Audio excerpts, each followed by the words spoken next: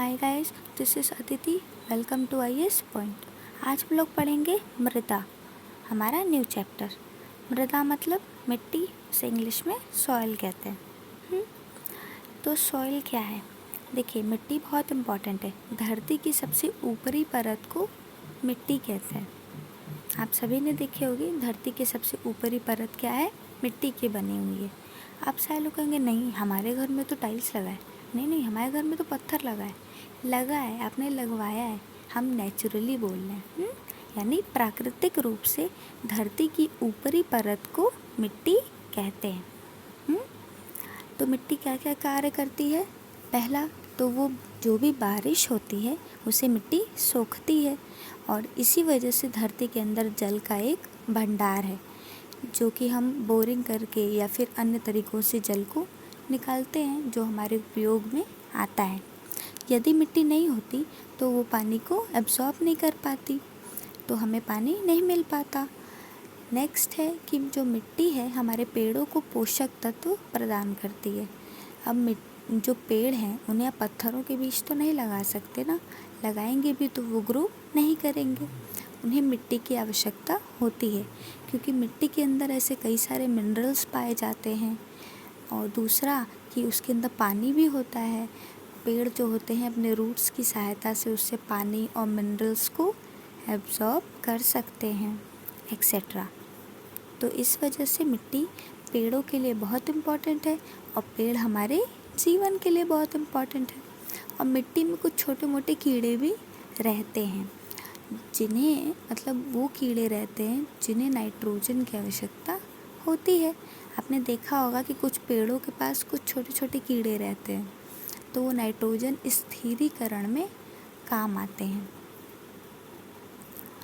तो चलिए देखते हैं कि मिट्टी क्या है। जैसा कि मैंने बताया कि सबसे ऊपरी परत को मिट्टी कहते हैं। मिट्टी की एक परत का निर्माण होने में भी कई वर्षों का समय लग जाता है। जैसा कि पिछले क्लास के चैप्टर में मैंने आप लोगों को बताया था कि मिट्टी का निर्माण कई तरीके से होता है। पहला तो लावा, मैग्मा इत्यादि हैं। जब लावा मैग्मा बाहर आता है ज्वालामुखी के फटने के बाद, तो उसके ड्राई होकर टूटने के बाद उससे मिट्टी का निर्माण होता है। और मिट्टी का स्थानांतरण भी होता है, जैसे बहते हुए जल से मिट्टी का स्थानांतरण होता है। कभी कभार उड़ के भी मिट्टी इधर से उधर जाती है। ओके। और आप सभी जानते हैं कि भारत में हर चीज़ डिफरेंट पाई जाती है, विभिन्नता पाई जाती है। लैंग्वेज अलग होते हैं, संस्कृति अलग होती है, इसी तरीके से मिट्टी भी अलग होती है। काली मिट्टी, लाल पीली मिट्टी, लैटेराइट मिट्टी, जलोढ़ मिट्टी, बलुई मिट्टी, एक्सेट्रा। तो अब हम देखेंगे कि जब आप भूमि में गड्ढा खोदते हैं तो आपको मिट्टी की 3 लेयर्स दिखती हैं। वैसे वो एकदम 3 लेयर्स अलग अलग नहीं दिखती हैं, लेकिन वो 3 लेयर्स होती हैं। पहला क संस्तर, जो सबसे ऊपरी खंड होता है, जहाँ पौधों की वृद्धि के लिए अनिवार्य जो भी जैविक पदार्थ हैं वो पाए जाते हैं, तथा जो भी खनिज पदार्थ होते हैं, पोषक तत्व होते हैं इत्यादि उस मिट्टी के लेयर में उपस्थित होते हैं। दूसरा लेयर होता है ख संस्तरण, एवं तीसरा लेयर ग संस्तर। इनके बीच संक्रमण खंड होता है, जिसे नीचे व ऊपर दोनों से पदार्थ प्राप्त होते हैं। इनमें कुछ जैव पदार्थ होते हैं तथा कुछ अपक्षय भी नज़र आता है। यह परत जो है वो मृदा निर्माण की प्रक्रिया की मृदा निर्माण की जैसे प्रक्रिया होती है, तो तीसरी जो परत है जिसमें कुछ अपक्षय पाए जाते हैं, इसे ही पहली प्रथम अवस्था कही जाती है। परतों की इस व्यवस्था को क्या कहते हैं? मृदा परिच्छेदिका कहा जाता है। ठीक है। जैसे मिट्टियों का विभिन्न लेयर्स में उपस्थित होना, ऊपरी लेयर में खनिज पदार्थ एवं पोषक तत्व तथा जल की अधिकता, दूसरे तथा तीसरे लेयर में कम खनिज पदार्थ एवं अपक्षयों की अधिकता पाई जाती है, तथा इस व्यवस्था को ही मृदा परिच्छेदिका कहते हैं। ओके। तो आप इसे लिख भी सकते हैं पॉइंट लगा के, क्योंकि ये बहुत इम्पॉर्टेंट पॉइंट है। नेक्स्ट है मृदा, जिसका एक जटिल तथा भिन्न अस्तित्व है। सभी जानते हैं कि मृदा का जो है उसका अस्तित्व अलग है, वो बहुत ही मायने रखती है। तो उसका वर्गीकरण हमने कैसे किया? जलवायु के आधार पर, वनस्पतियों के आधार पर अलग अलग तरीके से उसका वर्गीकरण किया गया है। जैसे कि मिट्टी भी दो प्रकार की होती है, अपने गांव में सुना होगा, ये उपजाऊ है, ये अनउपजाऊ मिट्टी है। तो उपजाऊ मिट्टी जो होती है वो आवश्यक फर्टाइल होती है, उसमें आप खेती करते हैं, उसमें कई तरह के पेड़ उगाते हैं। और कुछ होती हैं जो अनउपजाऊ होती हैं, जैसे बलुई मिट्टी हो गई। तो इस टाइप की मिट्टियाँ घर बनाने में काम आती हैं। अब देखते हैं कि मिट्टियों को कितने भागों में बांटा गया है।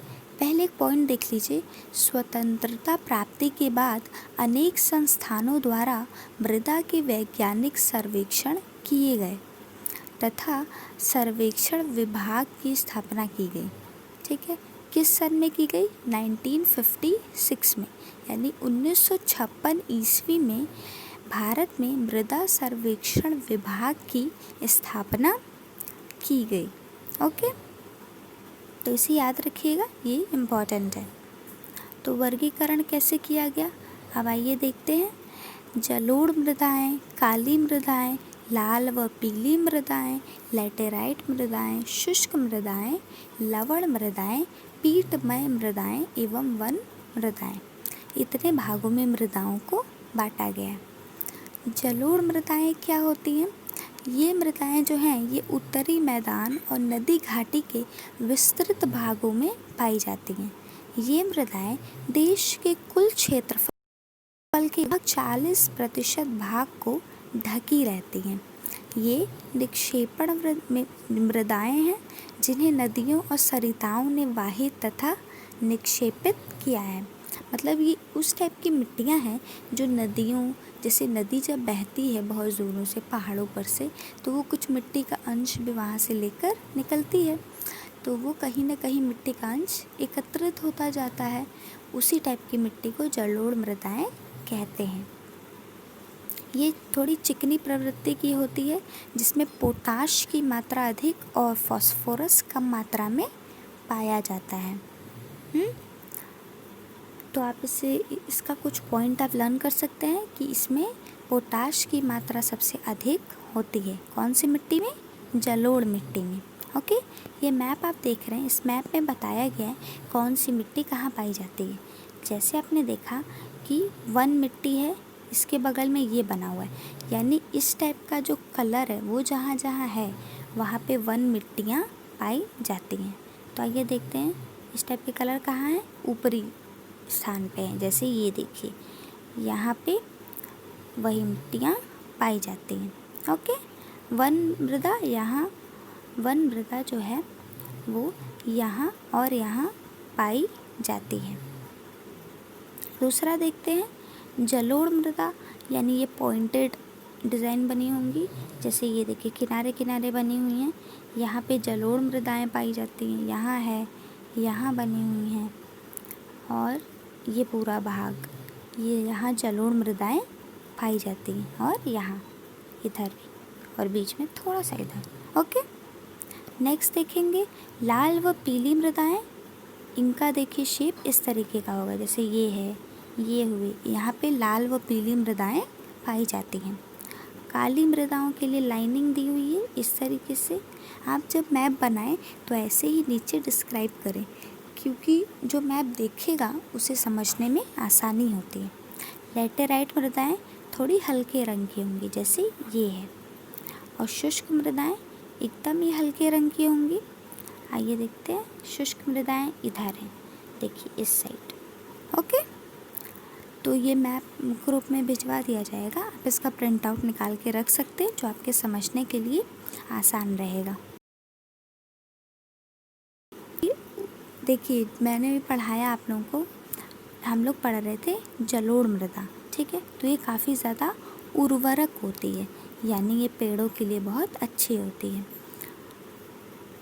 जलोढ़ मृदाओं का रंग कैसा होता है? हल्के घूसर के राख जैसा होता है, और इसका गठन जो है जलोढ़ मृदाओं में गहन कृषि की जाती है, यानी अत्यधिक मात्रा में जो कृषि है वो जलोढ़ मृदाओं की हेल्प से ही की जाती है। काली मृदाएं कहाँ होती हैं? ये दक्कन के पठार के अधिकतर भाग में पाई जाती हैं। इसमें महाराष्ट्र के कुछ भाग जैसे गुजरात, आंध्र प्रदेश, तमिलनाडु आदि स्थानों पर पाई जाती हैं। इनमें कपास आदि उगाए जाते हैं। आमतौर पर ये जो मृदाएं होती हैं गहरे रंग की होती हैं और ये गीले होने पर फूल जाती हैं तथा सूखने पर ये सिकुड़ जाती हैं। और अगर शुष्क ऋतु में देखा जाए तो इन मृदाओं में चौड़ी दरारें पड़ जाती हैं और इनमें लंबी अवधि तक नमी भी बनी रहती है। इसी के कारण ये मतलब कुछ टाइप के फसलों के लिए आवश्यक होती हैं, जैसे चूने,